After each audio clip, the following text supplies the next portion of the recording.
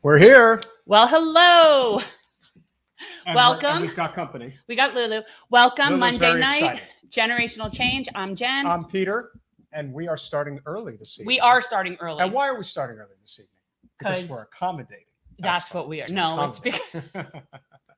Sure. That's why we're starting a little early. Well, it's been a very eventful weekend, and obviously we've got a lot to cover this evening. Of course, as you guys know, Facebook is shut down, which means Instagram is shut down. So we're not really able to do much in the way of social media, but we still got YouTube, even though YouTube doesn't really like us very much. Wait, they're shut down? Yeah. How'd that shut down? I don't know. Well, why'd that happen? Who knows? People probably got upset. They had that big thing on, what was it? They had the big thing on 60 Minutes the other day.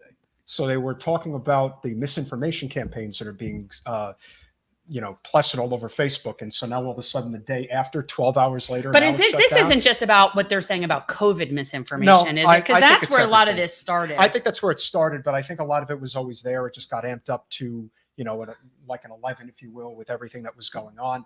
But on the local side, on Thursday last week, I think we briefly touched on it. We went down to Miami for a Fight for 15 rally. Now, as we have talked about many a times on the podcast, we believe that the real change that's going to come, especially with a non-corporate, non-partisan movement, it will happen with labor. And just as we are going on the air this evening, the IATSE union, which is basically everybody who works in television, who works in movies, they just went on a general strike. Nice. All 128,000 members, I think. They had a vote and they decided to strike because because their labor is not being treated fairly. And while there's a lot of issues to cover, there is no question that one of the biggest issues that we face in the state of Florida, and one of the reasons why the labor movement is not anywhere near as strong as it should be, even though hospitality/service industry makes up the majority of employment in the state of Florida. So whether it is working with Disney or working with any of, the major companies like a McDonald's or a Walmart or an Amazon and so on, the labor laws are skewed. They're basically non-existent. They're skewed almost exclusively towards management. And so on Thursday, we went down to Miami in part of the Fight for 15 rally in conjunction with the SEIU, amazing union that deals directly with service workers. And one of the individuals who was there was none other than City Commissioner from Miami, who I happened to meet a handful of years ago. Awesome guy. His name is Ken Russell, and he is also running for the U.S. Senate. And as we have been very vocal on this channel and will continue to be as we continue to spread the word, we agree that Marco Rubio should no longer be a United States Senator. Some of us agreed that before he was a United States Senator. That's probably true, too. Okay, I'm just putting that out there. However, and there's no question that Mr. Russell knows Mr. Rubio very well because they are both in Miami. But the Democratic establishment thinks that they are going to elect or select their candidate and then be able to win in the general election without real grassroots enthusiasm. They have no chance. So it is, as we feel, incumbent upon us to lift up as many voices as we can, because the establishment is going to do their magic in making sure that we all know who they've already selected. So we're going to do everything we can to give everyone a fair playing field. And this is the only major candidate running for the U.S. Senate who is based in the Miami-Dade area. So we are more than thrilled to welcome into the studio. And this is the first time I'm going to be speaking with this gentleman in probably, I think it's got to be like 3 or 4 years. But other than the other day, which was brief. But you know him, you like him. There's not a lot of great representation in Miami-Dade, but he is one of them. Ken Russell, for the first time, welcome to Generational Change. Wow, guys, thanks for having me. That was a great intro. I really appreciate it. It's good to be here. Well, I work on that. I was practicing and making sure I had everything down to a T. Now, I like to joke. I like to joke with Ken because the way that I remembered him when I first met him is he's a yo-yo champ. So he's got the skills. Really? That's really cool. My older used to love the yo-yo. He used to love the yo-yo. That's really cool. And I see a banjo, which is also really cool. That's a banjo-lele, technically. Oh, okay. I just thought it was really far away. So one of the things that I think we should get to right off the bat before we talk about the Senate candidacy, I think a lot of people, we know Billy Corbin. We know all the jokes about because Florida and because Miami and all those things. Please take us into the lion's den of what it's like being a public servant in a city that does not have the best reputation when it comes to governing the people. Let's start there, and what it's been like for you being on the city commission in Miami for the past several years. Well, the first of all, thanks for having me. The city of Miami is a rough and tumble politic. And if you can make it here, you can make it anywhere. I'm telling you, to get things done in this city, it's very difficult. First of all, the city's gerrymandered. Although it's the second largest city in the state, and it's primarily in a blue county, and the city as well, it's gerrymandered in a very specific way. Of the 5 city commission seats, there will always be 3 conservative seats because they focus on the older Cuban areas of town. There's always one African-American seat and there's always one white seat, which is more of the development, waterfront, wealthier neighborhoods. And so I had no idea what I was getting into. I was a surfboard salesman who just got upset about a contaminated park in front of my house and started organizing my neighborhood. That was how I got into this at over 40 years old. And I would have never stumbled into this political world but for that issue. But I fell in love with the process. I was able to get a successful change for the park in front of my house.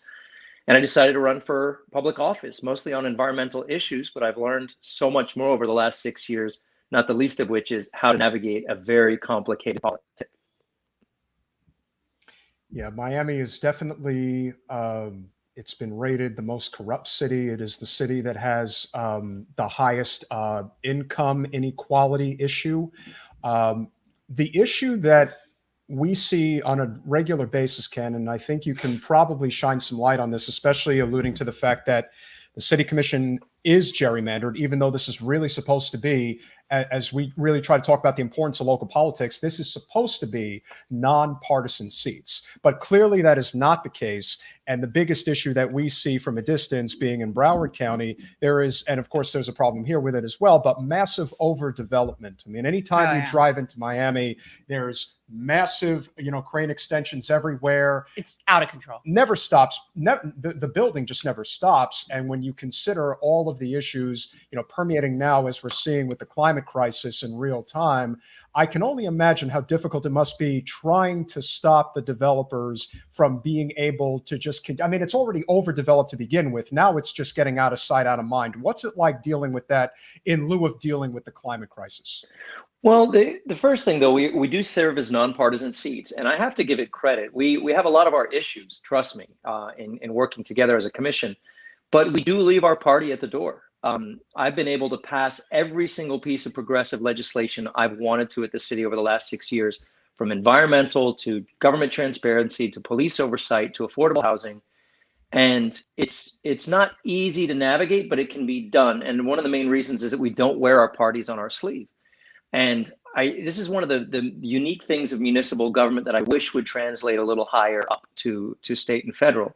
So there are ways to work together, even with people you disagree with, even with your enemies. And that's something I've learned. And I really want to utilize those talents to sort of bring home for Florida what it really needs and deserves, because the leadership here is working against us on these environmental issues and these development issues. So the city of Miami, yes, it's one of the worst cases in the country. It's absolutely the worst in terms of affordability.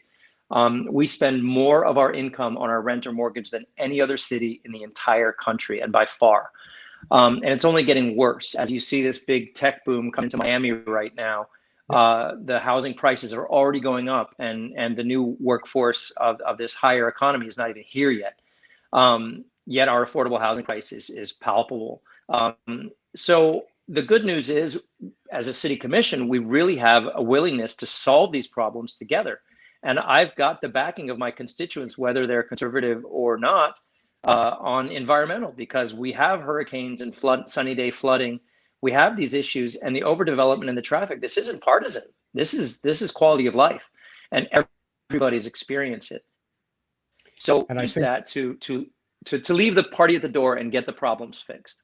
The problem is the infiltration of the developers' money and who they connect with on different city commissions. And We know just from Broward. I mean, really, all we had really in Dade was Aventura and Sunny Isles, I think. But we're having that Surfside. Yeah, but we're having that problem right now with Hollywood. Yeah, because well, they're Hollywood trying to put that, they're trying to put that 30 story in the middle of the golf course. There's nothing else. Well, I mean, so we see that a lot, and we see which commissioners are on the take.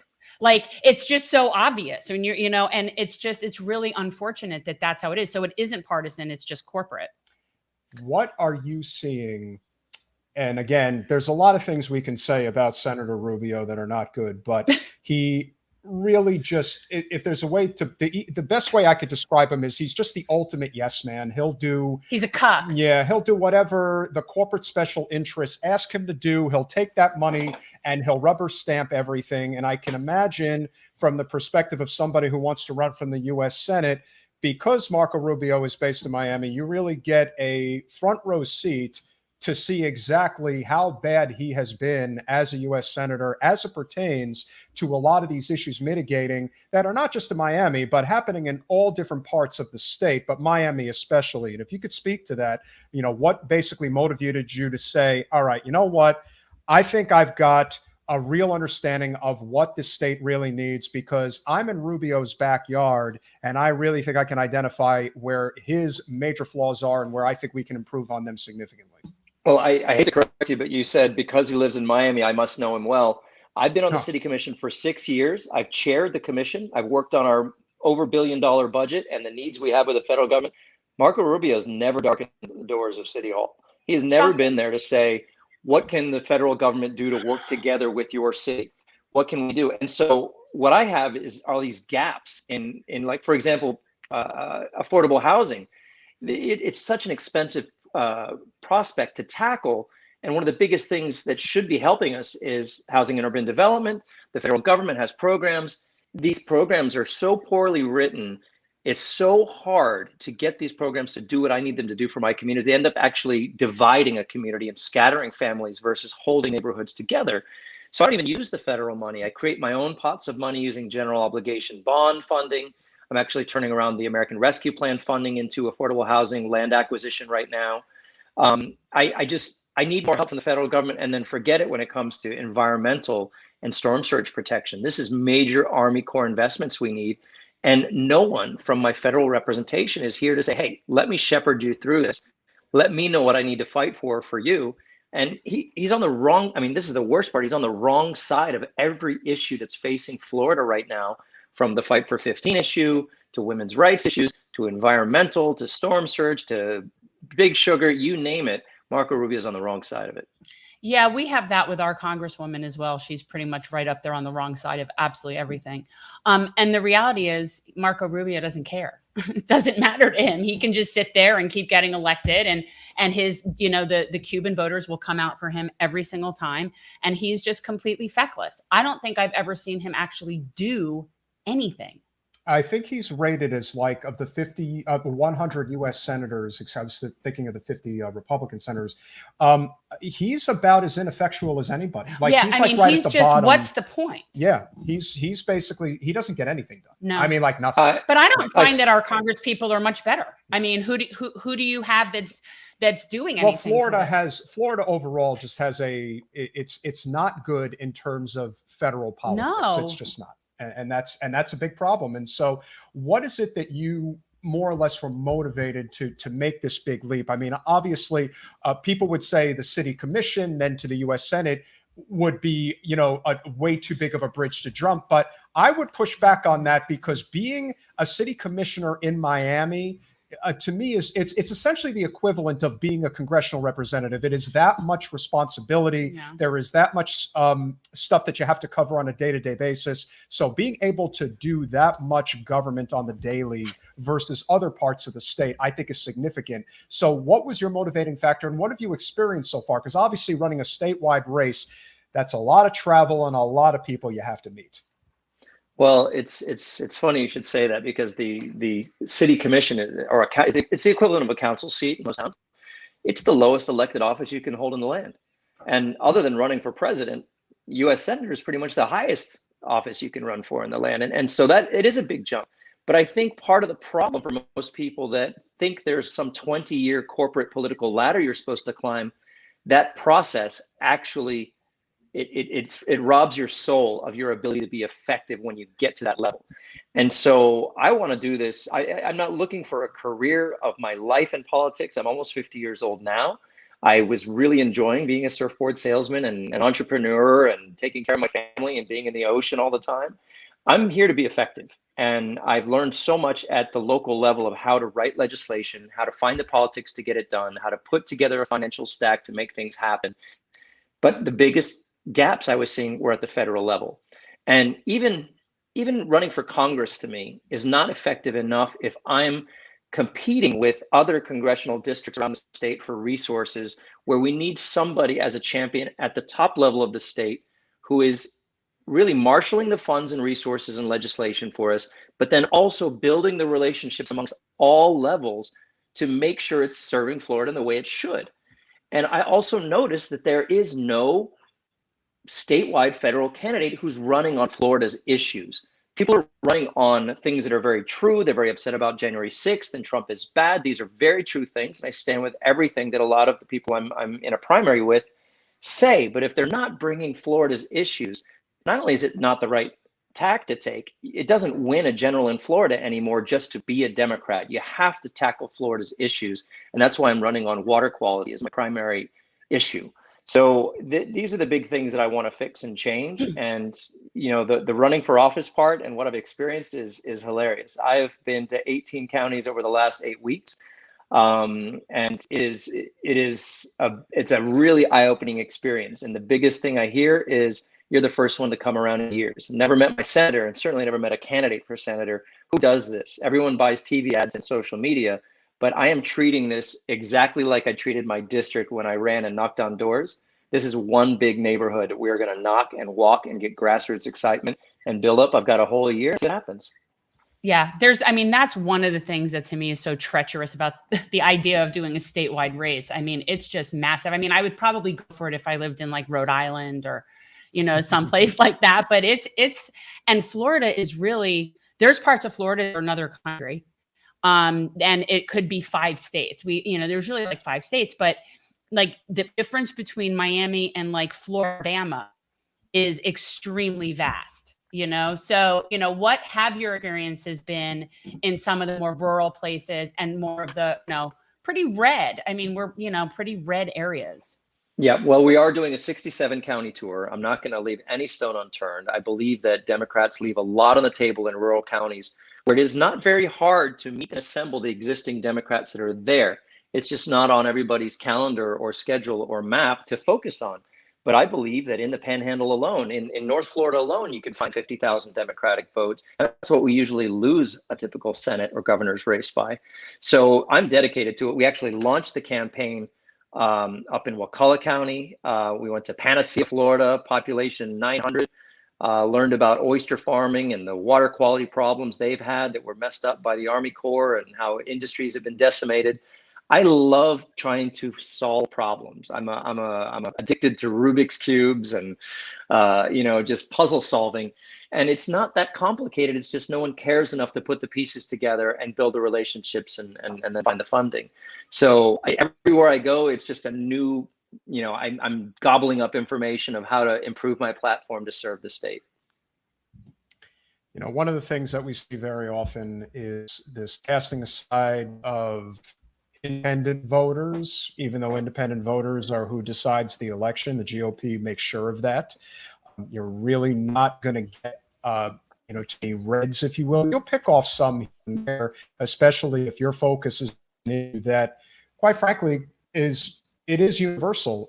We have, GOP friends here in Broward that are very adamant about water protection. Yeah, about protecting they support protection, restoring the Everglades. For sure, that is a huge issue. And one of the things that we experienced during last election cycle was basically blue, seeing us talking to people on Team Red saying, "Oh, you can't go to the people." I'm like, no, you're supposed to talk to everybody because everybody is a potential vote if you at least try. So what have you noticed is basically the strategy to get those voters that other people, like you said, are ignoring, because ultimately that is what is going to decide the election. If there's going to be any opportunity to turn Florida blue, especially in the Senate, it's going to take a candidate who recognizes that the blue base for the most part is going there. It's that independent voter that's going to decide the election. It's not going to be, well, here's the thing, where the Latino is going, right? Like for, any red That's Latino, well, no, the red people are going to, that's just what they're going to do.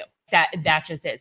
But the rural red, the people that are in the middle of the state and in the northern part of the state that are very just working people, middle-class people, they have very similar values in so many cases. That, I think, is the red opportunity, are those voters, more so than probably red Miami-Dade voters. And we've seen that, Ken, in certain election cycles, particularly on the west coast of Florida, and particularly, I think, in Hillsborough County. That tends to be a county that more or less that's like, it's right by Tampa, but it's a swath of so many independent voters, and it's more or less what has broken for Trump, like in the last two election cycles, but it's broke for Obama in 08 and 12. So there are those places where there's a lot of those voters who really are not interested in the party politics stuff. Right. They're interested in who's going to serve us and is going to, prevent issues like pine point from happening again, who's going to deal with red tide, blue-green algae, who's going to actually cut the bigger and not take the corporate special interest money that they give. And that, to me, that's why your candidacy, you're right. There are others we've had on the show that we really, you are very much taking that lane. I'm the environmental candidate, and I'm going to help this state because it damn sure needs it. And we think that's great. Yeah. And so your thoughts are really honing in on that independent voter that can decide the election. Well, look at the last few ballot initiatives that have passed in Florida, whether it's restoring felons' rights or cannabis. These are things that, if you ask someone on their face, they would think they were just Democrat or progressive values. But if you take the party away from it and just ask Floridians what they want in terms of minimum wage, for example, they will do the right thing. Because at heart, they're good people. The wedge issues are what separate us, and Republicans are very successful at divide and conquer. Rubio this week was on Twitter saying that the infrastructure plan is Marxist, right? There he is, just basically trying to. I don't even know what that means. And so like communists just wasn't going far enough. He doesn't know what that means either. But it divides and conquers. So the Democrats we can't play that same game. If we divide and conquer, and if we just run a partisan race, we will lose by 2%. 1 or 2% happens time and time again in statewide races. We got to learn the lesson and realize that an issue-based, Florida-focused campaign, in addition to the core values of progressive and Democrat, will bring it home. And so, there's something there. And I learned this a lot as a board member of the Everglades Trust. I'm their first ever sitting elected as a board member. That you leave your party at the door when you try to talk about these issues, and you're going to get somewhere, because there are common things that we care about, whether it's water quality or economics, and there's a way forward. And so I'm still running as a very strong Democrat. I've got 3 labor endorsements here in South Florida already for my Senate candidacy.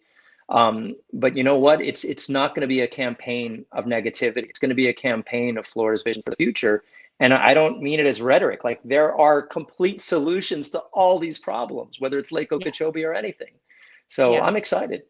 And as much as I love the going on the positivity, and we should always only talk about what you're doing, I am not averse to using scare tactics when truthful. So the idea to me that we're going to be having clean water rations at some point and not too far off, California sees that. We're going to be seeing this as the sea level rises and it's coming up under our state. We are going to see significant saltwater intrusion. This is going to be a problem. And yet we see all this overdevelopment. So they keep building houses, but I don't know how all these people are going to have drinking water. And this is something that is not, I don't think, made, people don't take it seriously enough. And because most of our elected people, federal elected people, don't want to really do anything about it, they don't come out and educate and talk about it. Most people don't realize what's actually happening. And so I am not averse to, putting out information that's accurate, even though it is very scary. No, that's not being negative. That is right. Telling people the consequences of inaction or going with the wrong side. yes, it's dire right now, and I really think that's our number one issue in the state is water quality. It means something different in the different corners of the state, but it still hits home. And whether it's drinking water or water that we need good quality for our tourism and business and recreation, or if it's just the ecology and watching the estuaries die from these discharges from the lake, we need to solve these issues. Yeah, and personally, I'm a second generation native. I grew up here. And so for me, I take things somewhat personally. So when I see things like we're having more manatee deaths this year than we've ever had any other year, and there's a variety of causes, but to me, it looks like primarily it's the death of the plankton and their food source. And so they're kind of like getting malnourished and dying. And then there's other things with the temperature of the water. But essentially, this is devastating. You know what I mean? Like I feel very protective of the manatees. It's like, that is our critter. You just do not mess with the manatees. And it's very frustrating. And we do not see enough people that are in positions of power talking about this. They're not talking about it. I think that you've made, like I said, an exceptionally good case. The fact that you already have a handful of labor endorsements is very important. I don't know if you have connected with the Sunrise Movement, but I can tell you that the Sunrise Movement Miami chapter is an excellent chapter, one of the best in the country. Yep. And we would highly recommend that you reach out to them. Listen, we're not going to pick favorites here. We platform non-corporate candidates. That's really what 100%. It comes down to, that don't get platformed in mainstream media and don't get, chosen by the establishment. Yeah. I mean, look, we've had on Alan Ellison, we've had on Josh Wheel. We think very highly of anybody who's running that isn't taking the corporate special interest money. But in races where there's more than one person not taking corporate special interest money, we're kind of like withhold. I know that seems kind of wishy-washy. We just hope that it's going to be a fair primary and that the non-corporate candidates have a mutual understanding that we all have to have, this consensus of, working together, because ultimately that's the only way it's going to happen. If ultimately, whoever ultimately ends up winning the nomination, it has to be based on the interests of what the people want. Or they won't come out and vote. That's it. It's a shame. I mean, do that. And that's ultimately, you saw what happened in the election with, with Andrew Gillum. He ran an amazing primary race. We can leave the general election aside, but his primary was one of the best I've seen. And that bus that he got, when he had enough money to get the bus, I mean, that was spectacular. And in my opinion, that really made the difference. And I would encourage anybody, you don't have to get a huge bus, the one that you need a bus, Ken. You just need something. We're not quite there yet. We're not quite there. Put a website in so people can donate money so Ken can get a bus. For anybody who's going to be doing a statewide race, especially like that, I would recommend everybody do that. And so, Ken, where can people find you if they want to get involved, whether to contribute or to phone bank, text bank, even knock on doors? Yeah, guys, we need to get non-corporate senators. Right now, we have, I think, 1, 2, and the second one is Rand Paul, and that's kind of a wash. Yeah. So we really need to get more. And so now this is, we have had 3 different states that we've had people on. But I think we're doing what we need to do in terms of building that network. And like I said, Ken, I've always been a supporter of yours.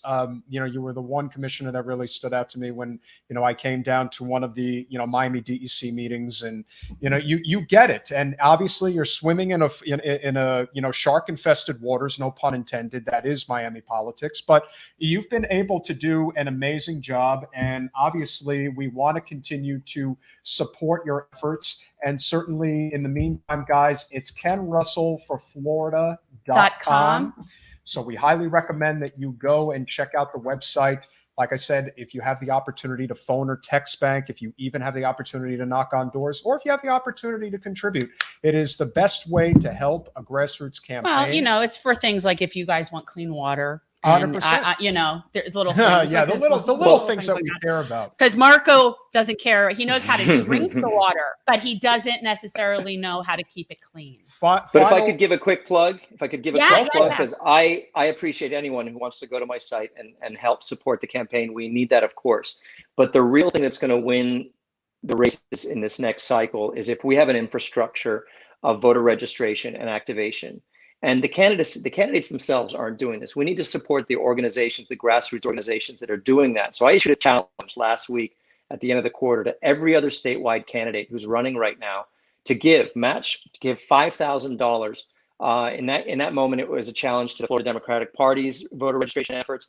But I also gave an additional $5,000 from my campaign funds to mivecino.org, MIVECINO. This is a grassroots voter registration organization that's focusing on minority voters. And so, this is what's going to win for all Democrats, for all Mi Vecino. If you look them up, Vecino.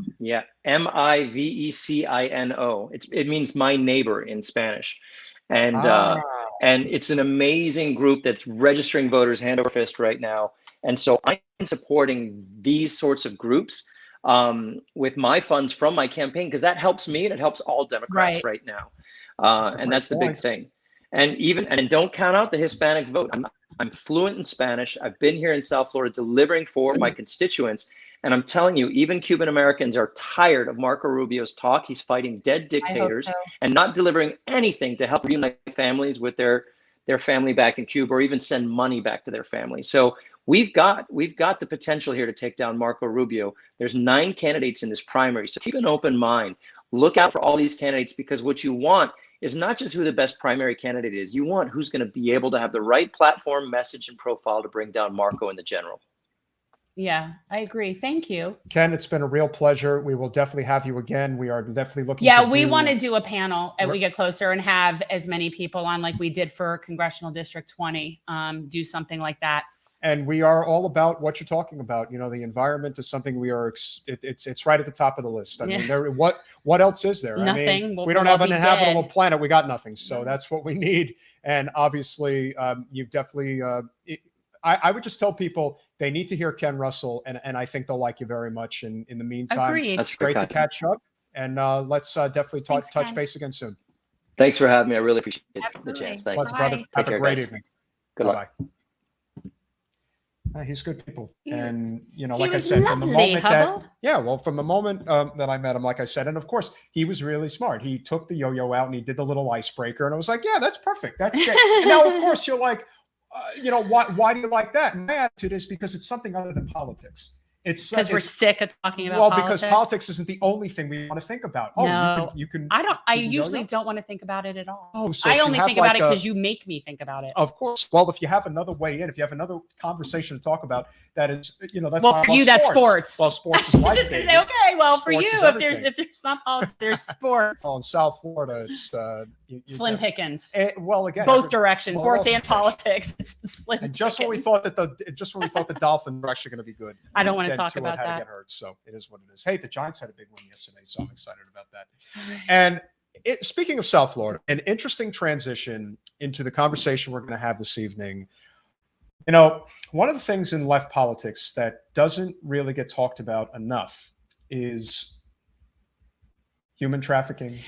You know what? This is, and I'm going to be like honest about it. Like, I think that this gets conflated with restricting legalizing sex work. And there is this sort of you mean this thing about nuance that few people nuance is dead. Yeah. So like that's something where it gets used, weaponized against things that I do support as a civil liberties person.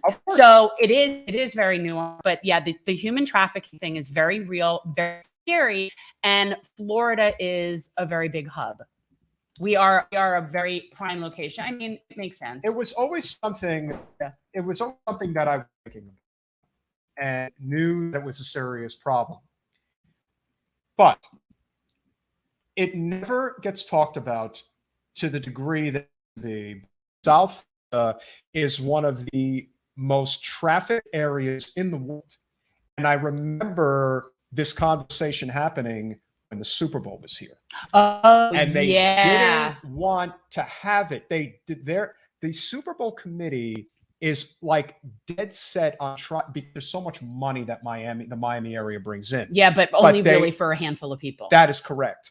And they're now trying to boycott having the Super Bowl in Miami anymore because of the amount of trafficked women that end up down here over it because it's over 2 weeks. It's the whole time. And you get people coming in from all over the world. And so if there's anybody that can talk about the depths of which they will go to, the sex trade is it's a very dangerous world, and it's a world that a lot of people don't talk about. No, and people realize it's your neighbors, like and not even in your neighbors in that I'm talking about but people that you see out that are slaves, that you just don't know that that's the case, and you don't know what their life is like. Like, I think that people don't even realize it's all around us. She is the founder of the Justice Defense Fund, as well as Trafficking Hub, which deals directly with this issue. And without even getting into the hooks and cracks of it, we're going to allow Laila Mickelwait. I hope I said that right. That sounds right. Did I say it? I think so. I would say it the same way. Laila Mickelwait, welcome. Hi. To Generational Change. Thanks for having me. Is my connection okay? Is everything coming through? Yeah, we're your having connection couldn't be Anderson. Right, we're not great either right now. We're unstable. Got a little grainy stuff going on. So it's Mickelwait, right? Yes, it's Laila Mickelwait, and glad to be here and having this conversation with you. How about that? I got her last name right and her first name wrong. Well, okay, that's okay. People probably do call you Laila, though, right? 90% of the time. So okay. totally. I will not get it wrong next time. No problem at all. Laila, if you can start from the top, what ultimately got you into this?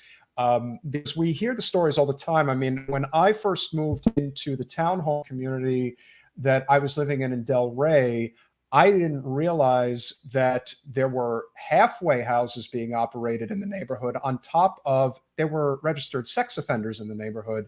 And these things, they try to keep very quiet. But when you realize, as Jen said, it's your neighbors. You just don't know. Oh, yeah. And this is like I said, this is a monumental issue that isn't being talked about enough. And especially with all of the economic issues that we're seeing today in our country, these types of stories get worse and worse. So wherever you'd like to start, the floor is yours. Yeah. Sure. Well, thank you. I've been fighting this issue of sex trafficking for about 15 years now. And I've spent the last 9 years investigating and researching the way that this digital age has made it easier for traffickers to be exploiting the most vulnerable in society, and looking at the ways in which this is actually happening on the world's most popular mainstream pornography sites like PornHub. Many people don't realize that child sexual abuse, which actually is classified as sex trafficking because it's a commercial sex act. So whenever you have a minor involved in a commercial sex act, it's by definition, according to federal law and international law, an act of trafficking. And many people don't realize that. But looking at the way that this is not just happening on the dark web, in the darkest parts of the internet, this is happening on the world's most popular, most mainstream, most trafficked sites. And many people had no idea that that was going on until things really started to heat up about a year and a half ago in 2020, early 2020. I tested the world's most popular porn site for myself to see what the upload process was like. Because I was, anyone who's researching this issue is going to end up on Pornhub, because in 2020, it had 47 billion visits to the site per year, 130 million visits per day. It's the 10th largest website, or as most trafficked website in the entire world, not just porn website, but website. Yes. And during that test process, I discovered what millions of people would already know. And that is that all it took to upload, pornographic content to the world's most popular porn site was an email address. So anonymously, in under 10 minutes, anybody with an iPhone could record a sex act. They could record a sex crime in the back of a car, in a park, in a hotel room, in a bedroom, upload it to the most popular porn site where it was heavily monetized. This content's making these companies hundreds of millions of dollars per year. In that sense, I call them mega traffickers. And these videos are destroying the lives of victims. And there's a spectrum of abuse going on, all the way from blatant child sex trafficking and rape, all the way to, adult rape, adult trafficking, and non-consensual image-based abuse, such as revenge porn and other forms of non-consensual content. Even spy cams were rampant on the site, where you have video cameras that are installed in public toilets that are recording women and men without their knowledge, and then uploading those videos to the site and distributing Thank God it. for Law and Order. Thank God for Law and Order. I wouldn't know about like some of these things that sound so ludicrous. The fact that I know that they're based on true stories, like it's just because it's crazy. But it's almost like, how do you get in there and stop it? And one of the things that I liked about what you're doing is you're coming at this also from a civil litigation perspective. Because really what gets people to stop doing things is when they're held financially liable. We've seen that with a lot of stuff. So talk a little bit about that. I mean, obviously you're not law enforcement. Your job is not to trap predators and catch them. That's law enforcement. But like, what the other way that you're going about coming out against this is? Well, you're absolutely right that these mega corporate abusers care more about their bank accounts than they do about the law. And we've seen that over and over, because this has been going on for a decade, for example, on Pornhub. But it wasn't until Nicholas Kristof of the New York Times globally exposed this company in an op-ed in December called The Children of Pornhub. And then Visa, MasterCard, and Discover threatened to cut ties. And in 24 hours, they deleted 80% of their whole site. 10 million videos came down in 24 hours. Drastic moves by the company when they've known about this abuse for over a decade and hadn't done anything about it. They upended their business model. And so we know that the financial aspect of it is extremely powerful.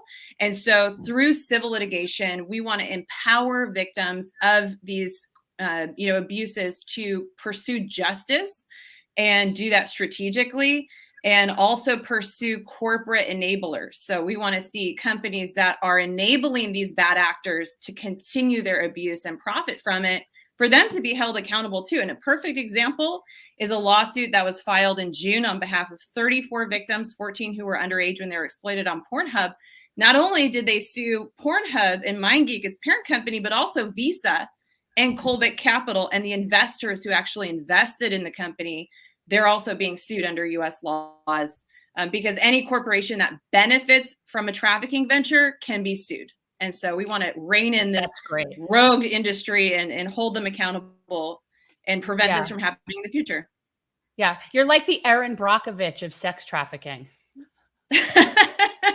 It's so funny because I've heard like a few people say that, and I'm like, that's awesome. I love that. When I remember, litigation, I love that. Litigation for people that are not having a voice, or being vulnerable people that are being taken advantage of. And there's even ways, and again, Law and Order, where when you win litigation like that, there are people, they can make money for every time that image is downloaded. Yes. And there's also other means. So it's not only restitution and, justice for victims to feel like there's no way that anyone could be compensated sufficiently for the abuse that's happened to them. And actually, I just wanted to point out one connection. I know you're there in South Florida, and one of the big cases that really helped bring attention to what was going on Pornhub is a case of a 15-year-old girl who was missing for a year from Broward County, and she was found in 58 videos being raped and trafficked for profit on Pornhub. Pornhub was earning 35% of the sale of her rape videos. And that was just one of the most, just heartbreaking cases that really kind of blew the lid off this late in 2019. And case after case after case, and victim after victim, survivors have been coming forward, telling their stories. And right now we want to see criminal prosecutions for the executives who are responsible for this decade of terror against victims. But also we want to see civil restitution, but also injunctive relief means that you force a company to change the way they operate. And so we want to see these companies change the way that they operate. Yeah. As somebody who watches pornography from time to time, I can tell you that thanks for sharing. I've noticed, and I do like to share this, that I've noticed the evolution of the way that it's been done, the way that it was done yesteryear, the way that, let's say in the 70s and 80s, there was much more respect for women. Women were, the sex was focused on the woman. And over time, little by little, they started doing these little things, these little changes, to the point in which today it's not porn, it's violence. It's basically become this demeaning. There's and always been that. That's just not your thing. maybe so, but Laila, correct It's me if become I'm more wrong. mainstream. That's for Yeah. sure. That's what I'm saying. You know, it's become kind of like, there was a study done by the Institute of Criminology in the UK, and they found that 1 out of 6 videos on the front page of the most popular porn tube sites depicted non-consent or criminal violence, whether it was actual real or whether it was acted out. And the thing that's really, you know, not okay with this is that this is supposed to be the adult industry, and it's supposed to be for adults by adults. But what we know is that children are accessing this content, ubiquitous access for children to this kind of content. And it's really damaging for children to be witnessing that as their sex education. But there's been an evolution where, you know, back in the 80s, these things were produced in studios in LA. Today, anybody with an iPhone is a pornographer. Oh, And yeah. I like to point out, this is not pornography. We're not even talking about women who signed up for this industry. We're talking Right. about rape victims who had their rapes filmed, and now it's presented to the world as pornography for profit and pleasure. They never wanted those videos to be there in the first place. And it's a form of terrorism against women, this image-based abuse, and it never goes away. Because, for example, on Pornhub, they had a download button where 130 million people a day could download that victim's rape and upload it now forever more. It's out of their control. And it's just not okay. This has to be, you know, there has to be accountability for this. Right. So nobody's against porn. We're against non-consensual porn. It's basically like Faces of Death, where you're watching stuff that you really ought not be watching because it ought not be happening. And the mere act that it happened being illegal, like the fact that they can profit off of that is really gross. I'm just, and what I'm alluding to are the obvious signs of things that they do. The desire to want to have women groomed to the point where they have no pubic hair, to basically make them look prepubescent, to have them have pigtails in their ears, have them wear braces. But come on, naughty schoolgirls always been I'm a just thing. saying. Yeah. But well, this is the problem, is that, so that's the depiction of child sexual abuse, whether you like it or not, is actually legal, unfortunately, because I think it's, you know, it's whetting an appetite. If they're 18 but they look younger, that's legal. But the problem is, repulses me. Yeah, I mean, it's there's something to be said about anybody who wants to get pleasure from thinking they're watching the rape of a child, whether or not it's an 18-year-old or an actual 12-year-old. The problem is on the porn tube sites, they weren't verifying age and consent. So in under 10 minutes, anyone can upload a video, and all you need is an email address. And so they're not verifying ID to make sure that she's not actually 12 and not just looks 12. And so all these videos of legal teen porn, barely legal, were being intermingled with real videos of the abuse of underage teens. And people assume they were watching acting when it wasn't acting. In many cases, these were actual victims of child abuse, trafficking, rape. You know, they weren't verifying consent. So you could see a rough sex video, and you know, there was no verification that this wasn't an actual rape of a woman when she's crying and screaming, and that's actually happening to her. And this is an actual rape on film being distributed and monetized by these sites. And so that's a problem. So all of these kind of genres that you're talking about of, you know, studio or company produced, where they're pretending to have non-consent or pretending to be teens underage, were intermingled with real sex crime scenes. And I often say Pornhub is not a porn site, it's a crime scene. And I think that's the thing that we need to realize on these. Well, let me ask you, is one of the things, I mean, this might be like a crazy idea, but is there ever been suggested legislation where in order for things to be uploaded, there have to be consent forms? Yeah. Well, age and consent verification. If you're a consenting adult, I believe you should be able to do whatever you want. Yes. So, you know, it doesn't seem like that complicated. No, this is common sense, basic safety measures that have actually been in place, at least with age verification. They have been there's laws on the books from 1988 for the porn industry. The problem is these laws didn't evolve with the digital age and the change of distribution to online porn tube, user-generated porn model. And so those things weren't being implemented on the most popular way that porn is distributed today is not through, studio produced content on DVDs. It's through porn tube sites like Xvideos and PornHub and YouPorn and RedTube. But they didn't, transfer those safety precautions to this model. And that's the problem. So what's amazing is that recently the banks and the credit card companies, for example, MasterCard, said that they implemented a global policy where they will not do business with user-generated porn sites unless they verify the age and the unambiguous consent of those who are in the videos. That's, to me, it's a that's shame that great it has to come from the private sector. Like, yes, good for them. Kudos to them for taking the right step. But this really shouldn't be something that's up for their discretion. Like, it's just crazy that there's no verification process for what you're watching. I'm so thankful when I was a kid, there was none of this. Like, I am so on a daily basis thankful that so much stuff that there is no, because you can never get rid of it.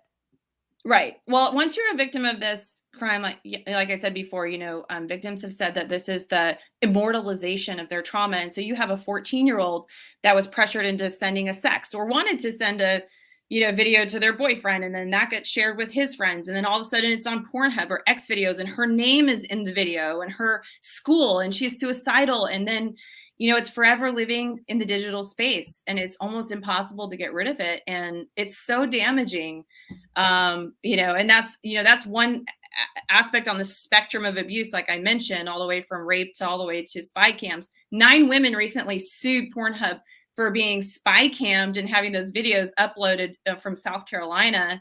And there's been 6 major lawsuits against Pornhub and MindGeek by 97 victims. 4 of them are class action lawsuits and many of them are children. So I'm glad to see some accountability, civil litigation, and some changes. Hopefully. That's what'll work. Laila, I corrected myself. See? If you can speak to what I think is one of the biggest reasons why I think porn, again, I'm not against it, but I do think a lot of the violence we see against women in society and why it's been ramped up is because it is depicted in pornography and people get ideas from porn all the time.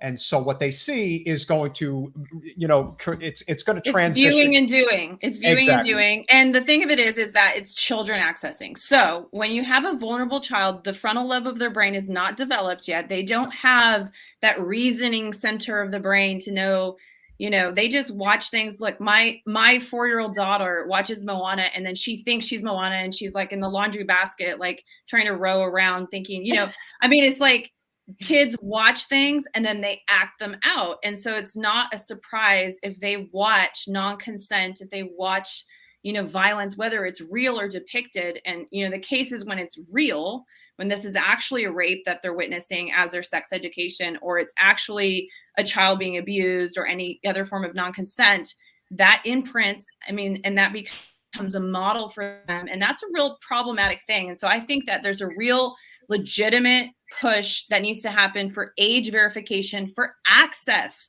to these sites, because if this is adult content, it should be for adults.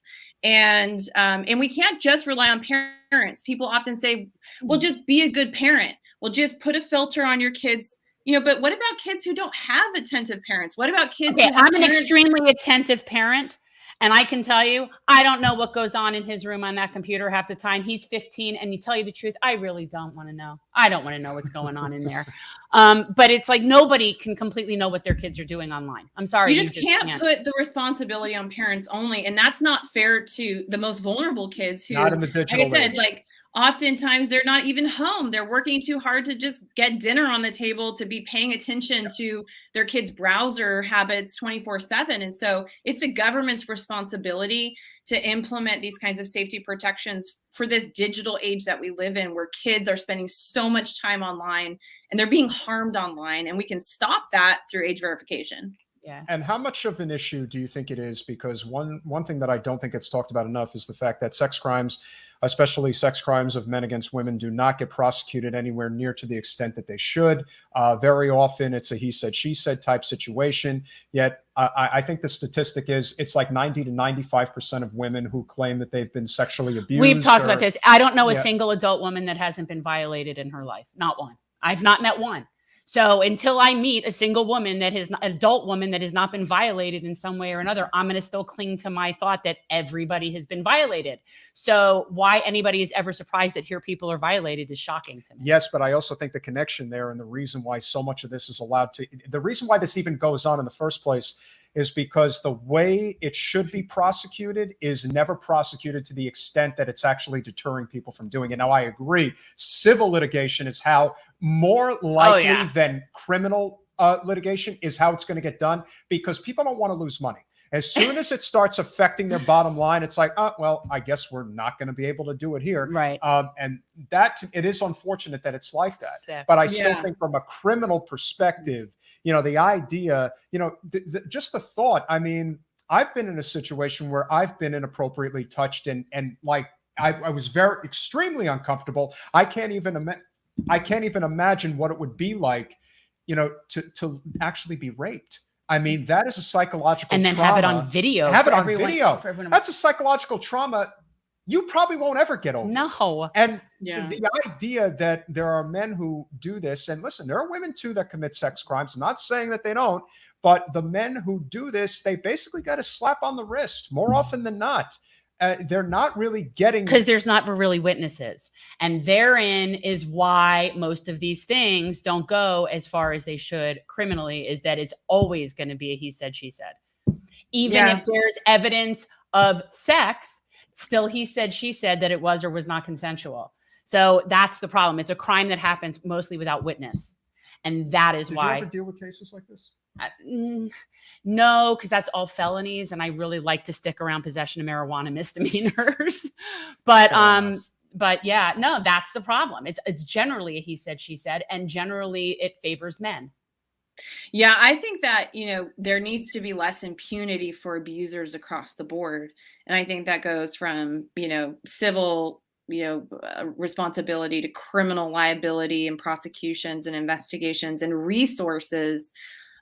Because, you know, you're right, that I don't know a woman that hasn't been violated in some way. And so there is a sense of permission, and there's a sense of entitlement, and there's a sense of just, you know, I'm gonna get away with it. And often they do. And so that's why I feel like in this case, with regard to, you know, the corporate abuser, in this case, Pornhub and its parent company, MindGeek, that has a monopoly on the global internet porn industry, if we can hold them accountable and we can shut this site down, because they're not allowed to just say sorry and delete 10 million videos and then go on their merry way. Like, no, you ruined women's lives forever. They don't get to just forget about that and move on. So we need to see real justice here. We need to see that site shut down. You know, Harvey Weinstein didn't just get to say, sorry, I won't do it again. That's not how the law works. That's not how justice works. And then hold the executives criminally accountable to the full extent of the law. And hopefully that'll set an example to the other sites that might seek to operate in the same way, that we're just not going to tolerate this. And how can we help you? You can, well, first of all, you know, look, I think one of the most important things that's happened in the last year and a half is that people saw the value of sharing within their community and sharing what's going on, because awareness is the doorway to action. Nobody can do anything about injustice they don't know exists. And so don't discount the value of awareness. Share this news, share this information, make sure others are aware. Sign the petition, traffickinghubpetition.com. Go to justicedefensefund.org. Find me on Twitter. I'm constantly talking about this issue and updating on this issue, and start there. And then go to your politicians, because they work for you. Don't be intimidated by them, and go and say, I want CISIA implemented, Stop Internet Sexual Exploitation Act, a bipartisan bill. It's going to be reintroduced by Senator Merkley and Ben Sass, and this is focused on age and consent verification for these sites. And so there's a good place to just start.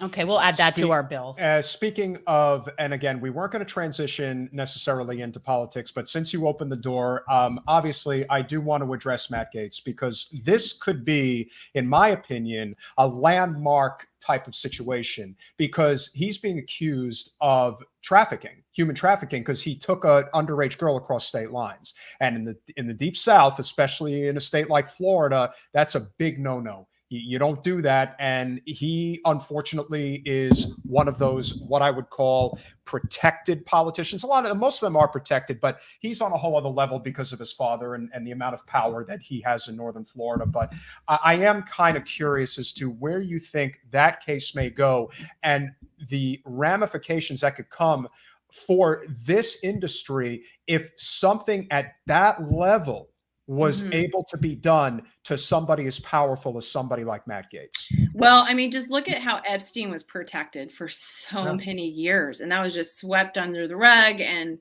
you know, it wasn't until all of that was just the dust was kicked back up and people started to, you know, raise their voices about, expose it in the media, then things started to happen with regard to pursuing justice. And so, look, I don't care if you're a politician. I don't care if you're a billionaire. I don't care if you own a monopoly on the global porn industry. I don't care if, you know, if you are engaged in the trafficking of a minor and it's proven that this has happened, you're responsible for that. We can't see impunity for anyone who engages in this kind of behavior. And I think what's important is that people also realize that, you know, just become more aware of our laws with regard to this, that if there is a commercial sex act involving a minor, that is an act of trafficking. There, you don't have to prove force, fraud, or coercion when it's under 18.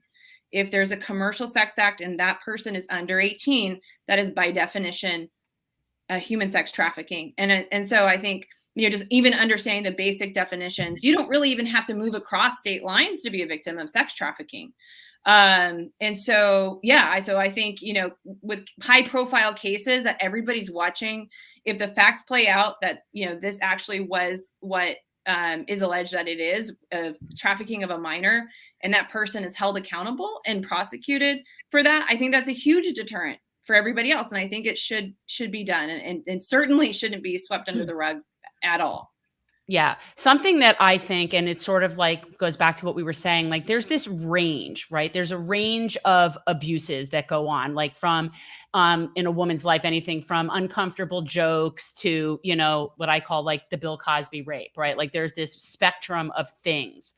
And I think we very often give a pass to things that don't seem like a big deal, because there's so many things that are more egregious. And this is something that bothers me. And I know we're not supposed to say anything bad about Joe Biden, but to me, historically, when I look at people that are very handsy and touching and all over people, even if it never goes further than that, it's like you're giving that person impunity and their entitlement to just touch whoever they want to touch. And we just overlook that. Well, it's just the way so-and-so is with Cuomo or whatever, like, oh, that's just how I am. I'm just a friendly guy. And we allow that to get to where we accept more and more. And it keeps pushing it over and over, so that now anything short of like violent, forcible rape shouldn't be offensive to anybody. And I think we need to go the other direction and realize that somebody touching somebody is doing that out of a sense of entitlement. And Right. that is a very scary thing, because that entitlement is huge spectrum. Especially if you're talking about, and Laila, I have no doubt that this is a huge problem in the workplace. You know, I can only imagine. I mean, I've worked in the service industry. I've seen a lot of things. There is no question that I think one of the reasons why a lot of women put up with it is because their fear of losing their job. Oh, yeah. That's a very, fear. Oh, Yeah, there's Yeah. coercive factors that keep Oh, women silent. So many different coercive factors that are part of that. But, you know, it actually makes me think of something that I've studied, and it's called permission giving beliefs. And there's been a steady correlation between watching women be violated in pornography, men who are masturbating and getting pleasure out of watching the depiction of, or the real abuse of women who, and especially starting from a young age, like we talked about with children. And what happens is it produces the adoption of permission giving beliefs, that they believe that they have permission to do this, and then they do it. And then is it surprising that, we have these kinds of violations on that spectrum of violation when children in these, this age are being raised on a menu of that kind of content on these porn tube sites? And I don't want to put it all on porn, but it's just interesting, a connection between, how you're taught from a young age through porn, much of which these days depicts non-consent or is non-consensual. And then how can we be so surprised when this is acted out, and when women are also taught through those scenes and through those to accept it, or to that they should like it, even if they don't. And so I think that's just something that should be part of the conversation, is that what is that menu that kids are growing up on? Yeah. And it's 1,000% correct. Friends that I grew up with, and the things that they would say, the guys that I hung out with, I never shared their sentiments, and it made me very uncomfortable. And they kind of just saw, everyone's like, oh, they saw women as objects, but it's much deeper than that. There's a lot of rage, there's a lot of hatred, and I think the digital age has only made it worse. Oh yeah. That in itself enhanced it. Yeah. Yeah. You think about, look, I think, it's a cliche, but it's like, with great power comes great responsibility. If you're using, Facebook or Instagram or any of these tools, try to use them for the best reasons possible. Now, I see it being used in ways that, women have a hard enough time, feeling self-confident. You add in these layers of all of these problems, and it makes me upset as a man to see the way men just treat women in general, because guys, it's so much easier to be a guy than it is to be a woman. You're so enlightened that way. But it's true. It's so much easier. Just I joke about, just have a period one time in your life and you'll shut up for the rest of your life. That's one thing. But there are so many other layers. And one of the things, Laila, that that I've observed as a man in the political sphere is that one of the reasons why I think there's a lot more men elected to office than women. Yes, there's misogyny and sexism and all that still exists, not to the extent that it used to. But the point is, women don't like other women, and that's a very big problem. They don't want to support each other. They don't want to vote for each other. They break each other down. Yeah, it's bad. We know that, right, Laila? Yeah, I know. But it's true. Yes, I see that too. And I just think, can we start with our kids and teach them a new way, and teach them to support other, instead of having those examples of those catty relationships where they're cutting at each other and all of that, don't glorify that at all, but glorify supporting and one another. And I think, and all of this, I've been encouraged in recent years to see some breakthrough.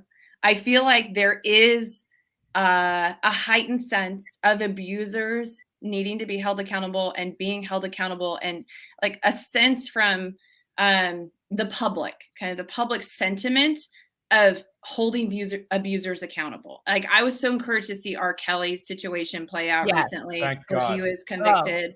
We're seeing the Epstein, the Weinstein, obviously, like the Me Too and all of that. And I just think, that's good. Those feel like good steps in the right direction.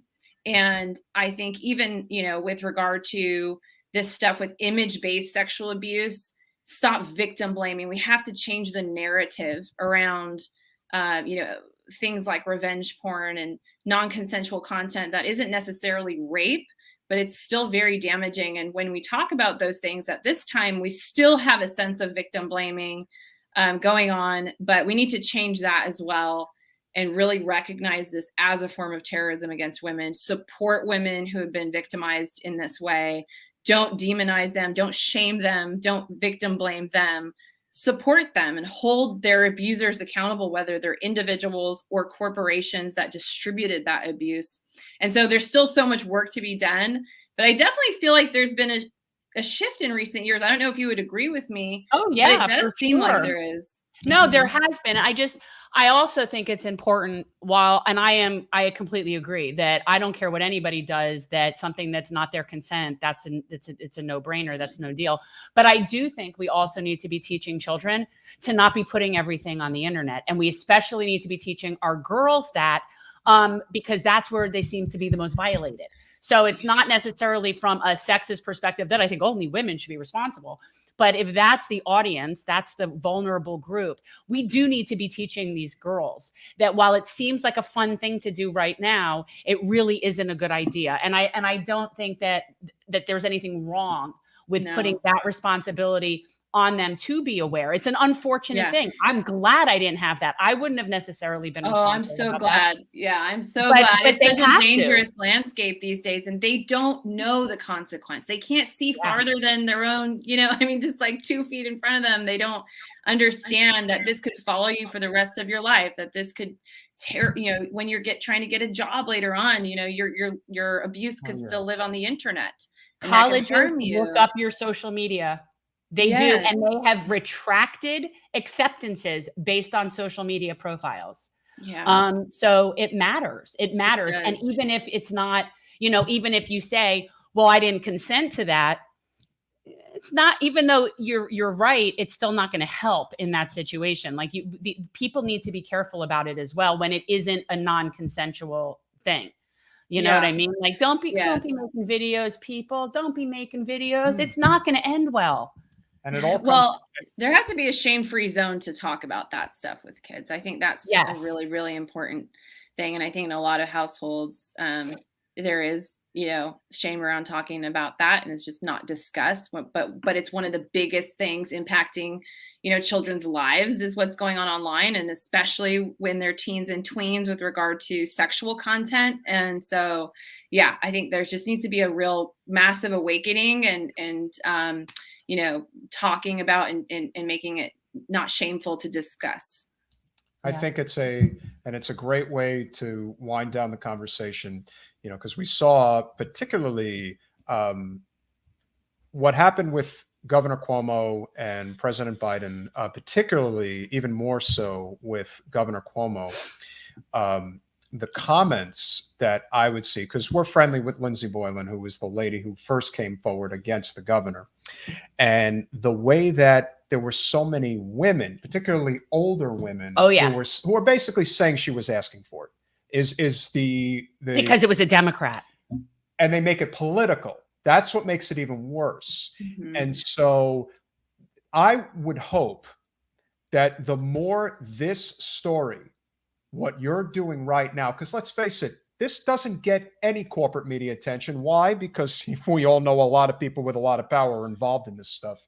So if it's on us to spread the word, and if we can, I would hope that a lot of those people who were quick to say, "Oh, you're just doing it for attention," or you're just trying to hurt the party, or this or that. Think about the women who don't have a platform, who are literally suffering every day. And if you think that having an attitude like, "Oh, she was asking for it," is not going to allow circumstances like this to permeate, they will, because anytime there's one person who's willing to make an excuse for sexual violence.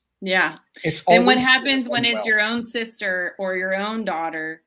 Will you still be saying that same thing? Probably not. And so we need to put aside, partisanship and all those things in this issue. And this is a human issue. It's not a right or left issue. It's a human issue.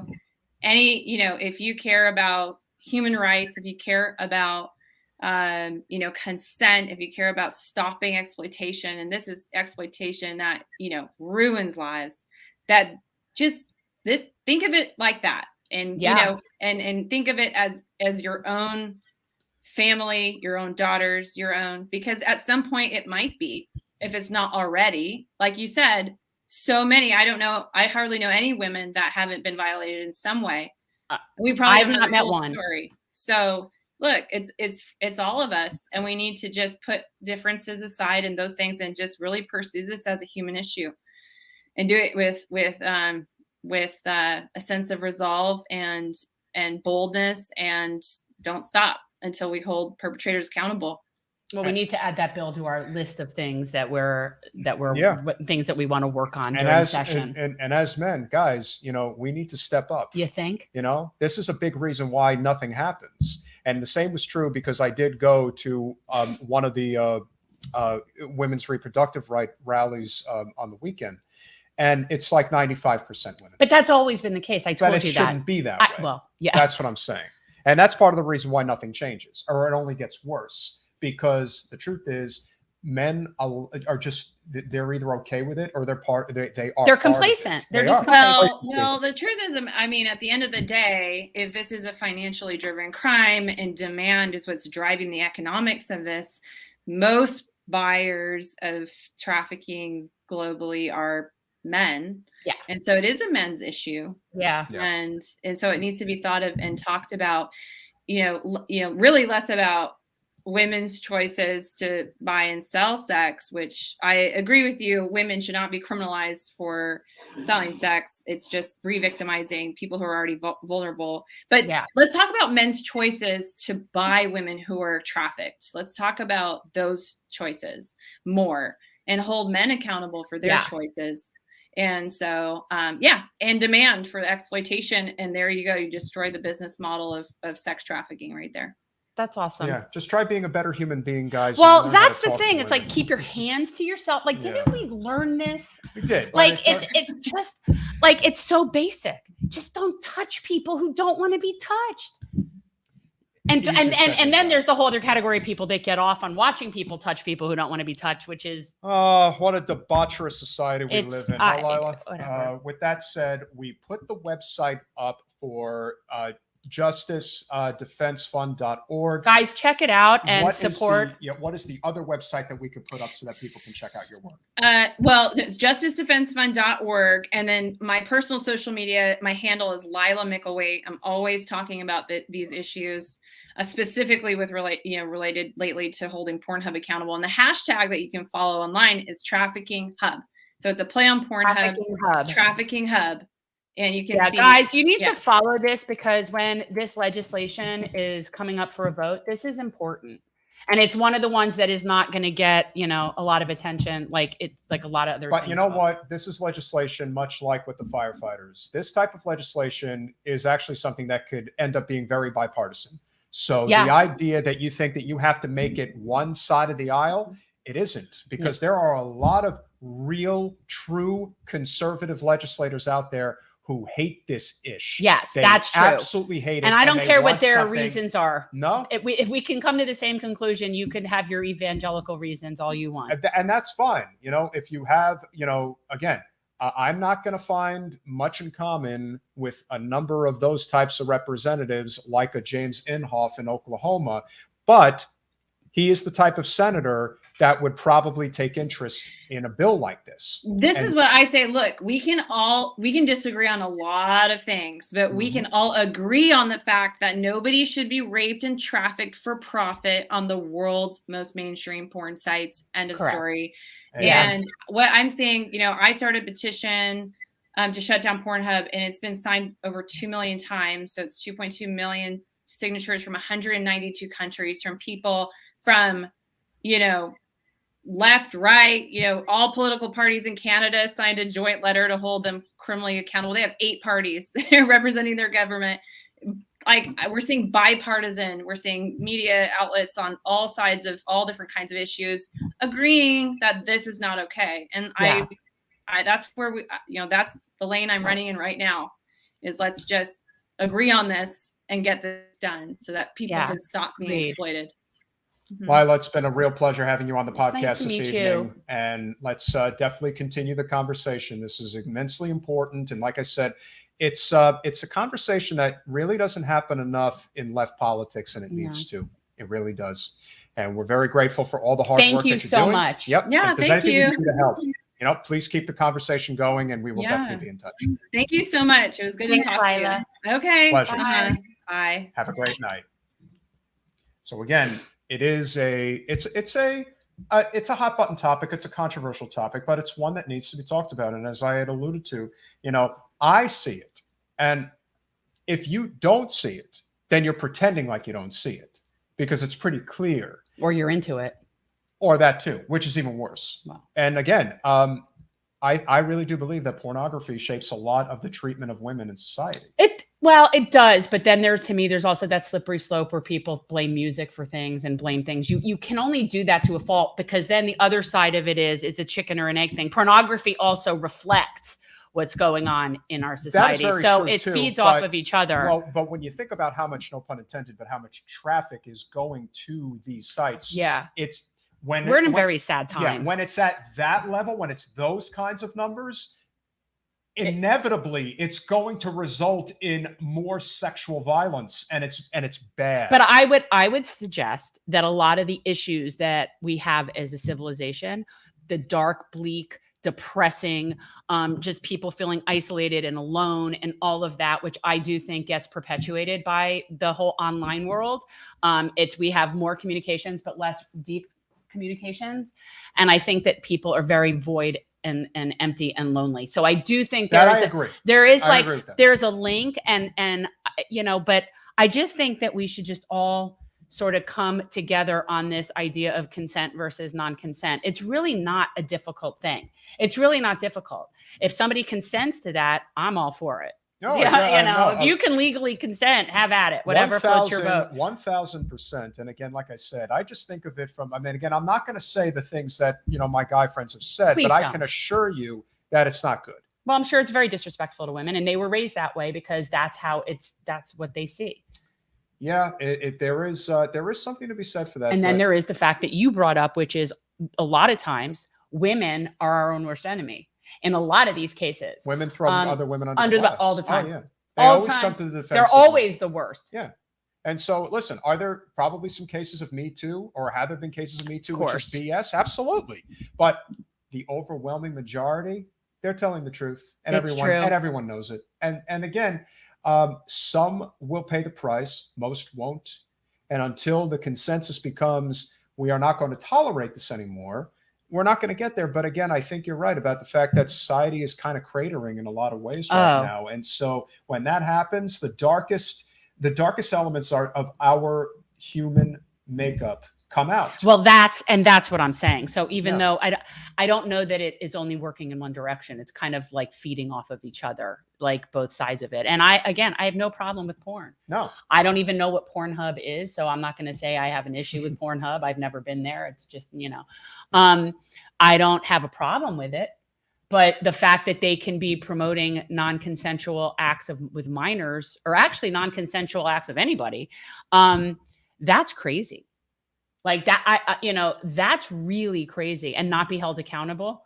Yeah, I'm sorry. We can send people out in space, but we can't somehow find a way to make sure that it's consenting adults on a website. Like, I don't understand. Like, it's definitely possible. It's just not as profitable. We told you that we would cover interesting topics on the show, and we're going to continue. We're interesting. And this is something you're not going to see on a lot of content creators' channels, because it is controversial. And how is that controversial? Unfortunately, it just is. I don't see how. It just is. So then there's a faction of people that support raping minors and putting it on the internet. It's not a question. Is there a group for that? It's not a question if they support it or not. It's just the fact that millions upon millions of people are indifferent to it. And that's a problem. And I really do think that the thing is, people don't realize it's around them. It's all around you. Yeah. Kid you see at the supermarket could very well be a kid that's being held against their will and used in movies. I am still of the belief that if you have a situation where a child is being sexually abused or molested, and everyone wants to point the finger at the abuser, to me, the ones who aid and abet the abuser, they're even worse, because they know what's going on and they choose to look the other way. Right. To me, that's the bigger crime. And it usually is. And also, in all reality, and this is something from a crime statistic perspective, most molestation of children is familial. Oh, yeah. And not necessarily a family member, but someone you know, right? Sure. Like most child, or a cousin, or an uncle, or a teacher, or a priest, or a whatever. It's somebody that you know. It is usually not strangers. That's the case for most assaults. I have a friend who I will not mention. I will not give any inclination as to how close or not close. Just somebody that I knew growing up that I am convinced was molested by his priest. And again, but it is usually somebody you know. It is. It's most of the Yeah. time, most crime, yes, most violent crime is familial, yes. meaning agree. familiar, not family, although it is also family, but it could be friends. And listen, we didn't even have the opportunity to get into the ramifications of the Catholic Church and Oh. what they do and what they have done. Talk about impunity. Yeah. I mean, the Archdiocese basically just throws, it's not even that they kick them out of the priesthood. They just pass them on to another parish. They just move This them is around. It is See the movie Spotlight, people, if you haven't seen the movie great Spotlight. movie. Great. I'd love to get Mark Ruffalo on the podcast to talk about that. I That would love be him. great. Yeah, he's good people. I love him. So we're Ben gonna wrap. Alyssa would watch. Well, now we've got one more to cover because it is Florida night. So we have focus on Florida. But of course, somebody wants to come in and share his thoughts because it's very important. Uh-oh. Because we know that he's always got an opinion. And let me tell you something. When I touch the ladies, they want me to touch them with my big, juicy hands. Oh, Don't ever tell me my hands are tiny. They're totally big. They're totally incredible. Look at how big my Do you hands see the are. picture I put of you and Ron? Do you see the likeness? That is totally not true. My hair is much more beautiful than that guy's hair. Totally a butthead. Or Beavis, whatever his name It's is. Beavis. You're Beavis. Well, You're Beavis. Well, let me tell you, as long as I'm Beavis and Ron is the butthead, because believe me, he's a total big freaking butthead. He knows I made him. I totally made So Ron, let's talk about the story, because apparently you said you're going to beat him in the 24 race and that he would drop out. I'm totally going to beat him, and he has no business running. He's only governor because I made him governor, and that's the truth. Everyone knows it. Believe me when I tell you. Trump insisted that he has a good chance against anyone else, including DeSantis, who is greatly favored by the Republican Party, according to recent polls. The former president also said that he is confident that everyone else, including DeSantis, will drop out of the 24 race if you decided to run. Well, if he doesn't drop out, I'll make him drop out, or I'll drop him myself. Believe me, that's how it's going to go down. And let me assure everybody, I already won the presidency once. Then I won it again, but it was stolen. We tried to get it back. You're still trying to get it back. Remember what I said before, folks. Beavis. The rallying cry for 24, make America great again. Again. It works. It totally sounds great. It's tremendous. You're going to need It's to really you're going to good. have to shrink the font on the hats to make it fit. We're going to have to shrink the fonts on the hats, but that'll be okay. We'll totally make it work. It'll look really, really great. And look how great it'll look on a shirt. Not purple, red. Do you guys red. really not see the resemblance of? I put them next to each other like that on purpose. Of Don and Ron next to Beavis and Butthead. Like I swear to you, like it to me, it's like the resemblance is uncanny. He's a butthead, but I'm benevolent. You want to call me benevolent? You could call me benevolent. Beavis. That B works for me with a B. A really great B. Benevolence. Total benevolence for me. Total butthead for Ron. He doesn't appreciate where he came from. Although let's take a moment and at least have some amount of sympathy, because his wife was just diagnosed with breast cancer, and that's horrible. Even though he is a butthead. I have a lot of sympathy for that lady because she's absolutely gorgeous. Oh, she is very lady. attractive. I'm sure you would like that. Well, of course I do. And listen, Lacey, when you get better, you can give me a call. Ron doesn't appreciate you. He's totally going to throw you under the bus for a much more younger, beautiful woman. So give me a call. You have my number. You know you do. You can let me know how you're doing, and I'll come and take care of you. I'll make sure that you get the greatest care, just like I got. Believe me, you're a wonderful person. All right. Is that nice? Can you go? Does she appreciate me now? No one appreciates Really you. Nobody here appreciates you. Just remember, I own the GOP. It's my party, and I'll cry if I want to. Have a good night. Okay, so what do you want to cover next? Because this was one of the stories that you had posited. I mean, I changed the picture on it. But ironically, we talk about the sexual violence that's going on, but it looks like there is an extended amount, not surprisingly in Florida, of student violence in school. And why would there be extended student violence in school? Well, one of the reasons, of course, which of course relates to the pandemic, is the fact that you have so many kids that have been homeschooled or just been away from school for so long, and their ability to properly communicate, to have interpersonal contact with different people becomes a lot more difficult. And so you have that element. Then you add in the political element that's come about with the whole wearing a mask, not wearing a mask. And you can imagine what the school board meetings must be like when you get the conservatives against the liberals, it's probably out of sight, out of mind. And then the kids suffer for it because either the kids don't want anything to do with the craziness that the parents are doing, or they want to be just like them. And so a lot of that lashing out ends up happening in school. And so we're seeing it happen in real time. And more that society tends to collapse upon itself in a way.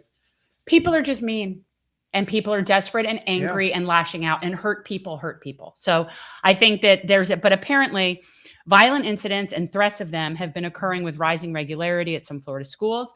Law enforcement have been called out on nearly a daily basis in some counties, responding to tips of bomb threats, kids with guns, and other problems.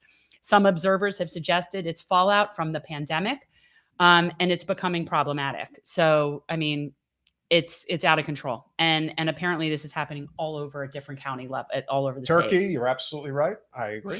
People with no hopes for a constructive future embrace violence much more readily. And it could be one of the reasons military recruits among the broke is so ferociously for combat positions. Yes.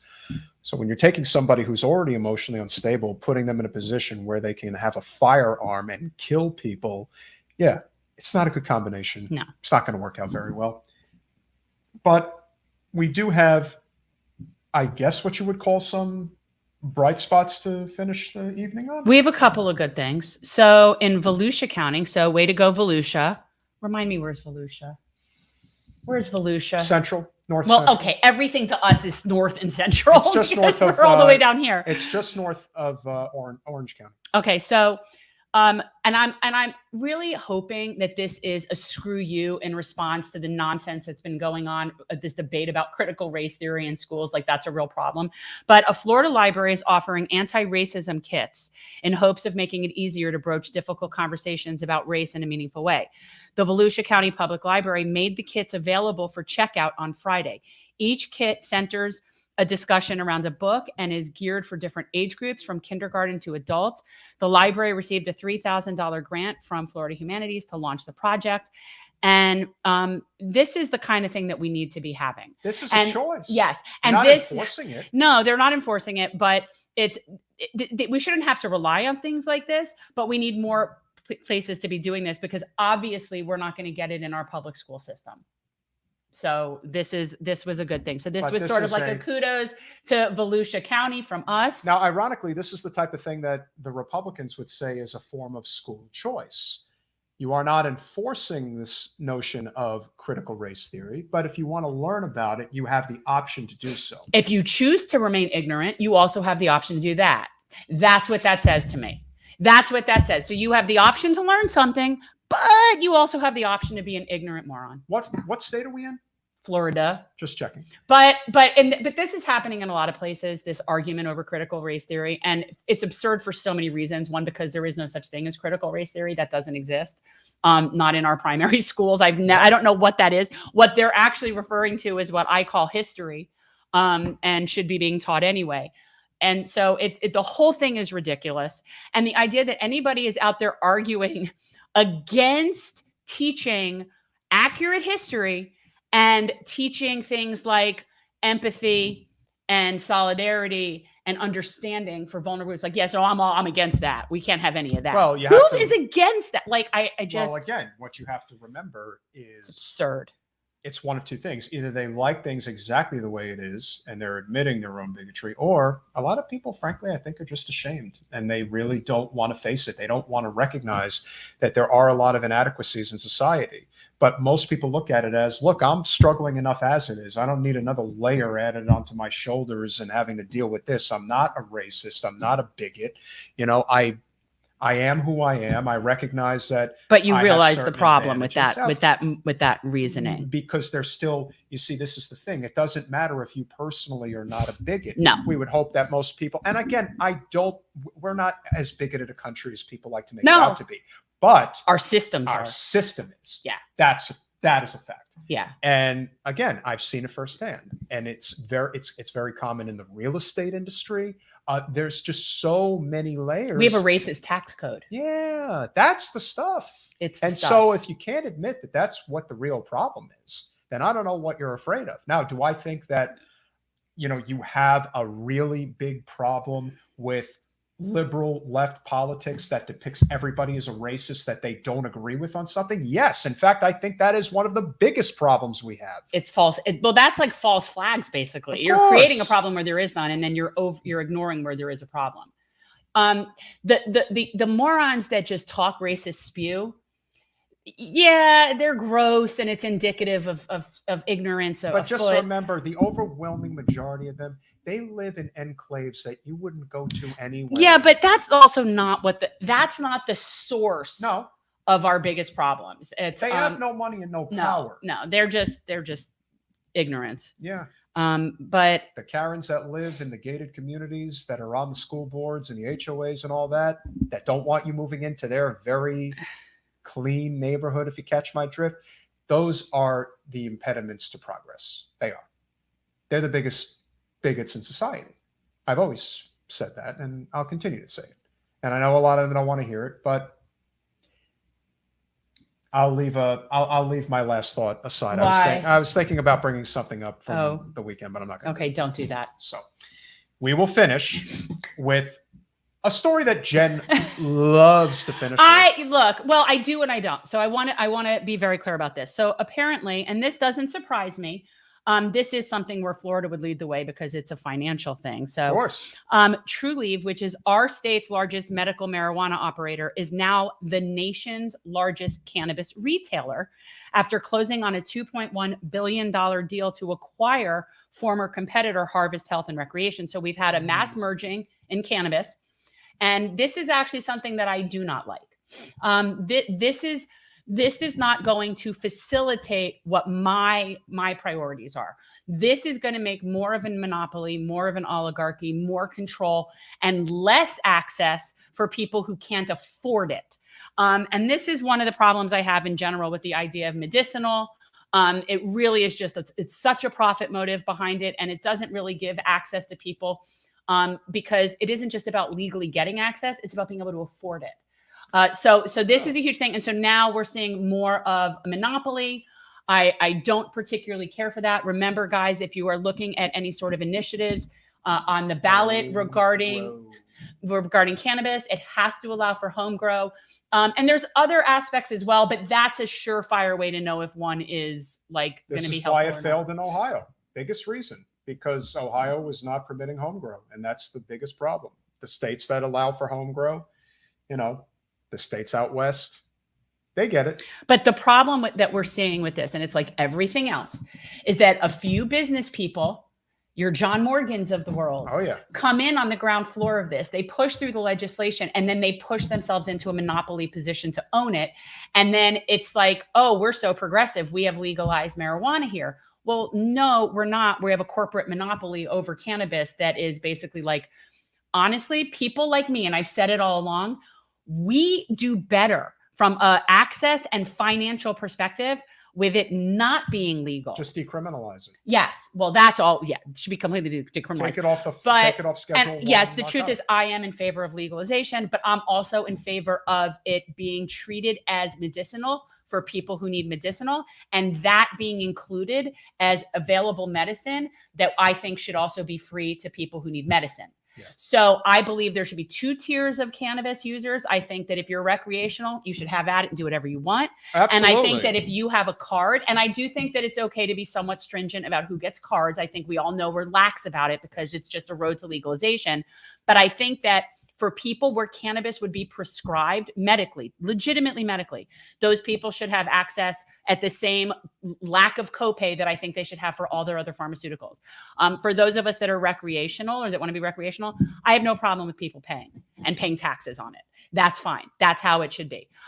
So I believe in a 2-tiered legalization cannabis process. Turkey, another great comment. And of course, we will leave with this. Just remember, the only reason the Koch brothers had any interest whatsoever in cannabis legalization is because they wanted to monopolize it. And it's happening at a state-by-state level. And so that's why this news about Trulieve, while yay, Florida company. Yeah, everybody's like, oh, the Koch brothers want legal weed. Yeah, they want to own the industry. Well, and here's the thing. Just like they own Bounty paper towels. Yes, but in all fairness, a lot of the people that are your business-minded people people are libertarian when it comes to civil liberties. Yes, and so, absolutely. And but so the Koch brothers are not libertarians. No, they may call themselves libertarians. They are authoritarian. Well, first of all, the Koch brother, because one of them's dead, and we're batting 500. The smarter one is still alive. That's unfortunate. So anyway, but you know what? He's not getting any younger either. But yeah, a monopoly on weed will not help us.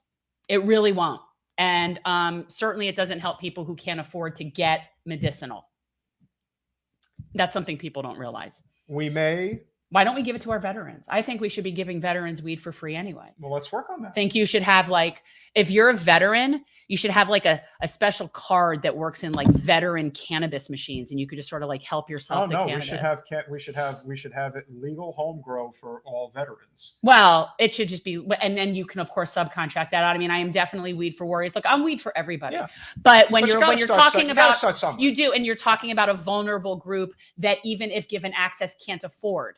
That's what we need to be talking about. And that's also why this whole issue with pushing the reconciliation bill through is so big, because if you just get the Medicare age down to 60, the ball will now be moving in our direction. Stand strong, progressive. Stand strong. Yeah, listen, you know what? Stand strong. And I want to leave with this. To the political nihilists on social media giving hell to AOC for trying to pat President Biden on the back, saying that I support, what Joe's doing to get this reconciliation bill. You're just being contrarian to be contrarian. At some point, you have to recognize that playing politics is okay. When it has to be. But these people are on the inside circuit. They have to play the inside strategy. But they don't give credit when credit is due. Please stand strong. Please stand strong, our progressive bloc. Well, on that note, we may be speaking to somebody tomorrow who has I'm not going to say yet because we keep having a real inside connection to this. So it could happen. We'll see. If it is going to happen, it's going to happen around lunchtime. So if you see us going live tomorrow at lunchtime, we have a really good guest. We have our first congressional representative, and it is someone. I even say that's probably not the best thing. It's probably just to say, hey, we got a really interesting guest. Could be really good. No, because I'm very proud to say we're getting our first congressional representative. The fact that we even have somebody willing to talk to us who isn't, oh, but you ran against Debbie. That in and of itself is a huge hurdle that we cleared with this person. So, but being that this is an actual working congressperson who actually represents their constituents, they're busy right now. And it's actually in DC. It's actually in DC where fighting for what we're talking about. And to the representatives who are not in DC right now, and you know who you are. We saw you. We saw you. We saw you. We know who's actually fighting. Listen, it's not to say that you aren't going along with President Biden's agenda. But if you're not there right now, you're not fighting for it. It shows that you really don't care if it passes or not. And we know who you are because you're all of the Florida contingent. Yeah. I think we kind of gave away the farm on one of them not being there, but I guess you could have pieced that together pretty easily. Well, but she's never there unless we had a really efficient, tight show this week. And we started early, but don't get too used to that. And we still are going to transfer over our program. When am I having Andy and Alex? Come on. They're going to be shelved for a little while, they said. They've got a lot of stuff back. We need to come up with something fun to do on a Sunday. What we need to do. And well, it looks like our show is transitioning. I would do like a brunch situation, but it's really not good for us to be chewing though. No, it doesn't work. And I can't sit here with bagels. And depending on Jen's next living situation, we may have something like that. Guys, seriously, well, let's hope that there's something because my house is sold and I have to be moving. And right now there's nowhere that we're definitely going. So I'm contemplating a new show called The Boho Hobo, where Lou and I will just sort of travel around in a camper. That'll be fun. But no, hopefully we'll be getting this house that will allow for us to have an actual studio situation. That could be big. Huge. Like foam on the walls, like good sound, like a whole studio thing. And a better camera connection as well. I don't know about that. We'll try. Now you're getting crazy. Well, depends on what it's like in the other. But with that said, we love you guys. We appreciate you. Share this, like it, comment, share. Do it all as soon as we are off the air in a minute. We will either see you tomorrow at 12 or we'll see you Thursday. See you soon.